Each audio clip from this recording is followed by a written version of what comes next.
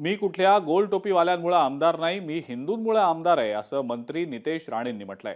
मुंबऱ्यातील मस्ती हिंदू समाजाला भीती दाखवण्यासाठी असून माझं भाषण मशिदीत बसून देखील ऐकलं जातं, असं नितेश राणे म्हणतायत.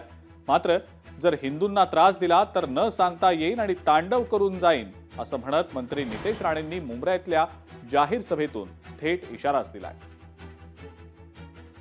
मी काय कुठल्या गोल टोप्यान गाडीवाल्यांमुळे मी काय आमदार झालो नाही, कुठला आमदार किंवा मंत्री म्हणून नाही, एक हिंदू म्हणून तुमच्याशी बोलायला आणि ताकद देण्यासाठी आलोय.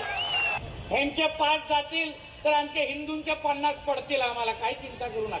जे जे काही जिहादी माझं आधी ते ऐकत असतील, ऐकतात माझं भाषण मस्जिदीमध्ये बसून पण ऐकतात. कुठल्याही हिंदू समाजाच्या व्यक्तीकडे कोणी वाकड्या नजरेने बघितलं ना तर न सांगता तुमच्या इकडे येईन आणि तांडव करून जाईन. एक लक्षात घ्या, तांडव.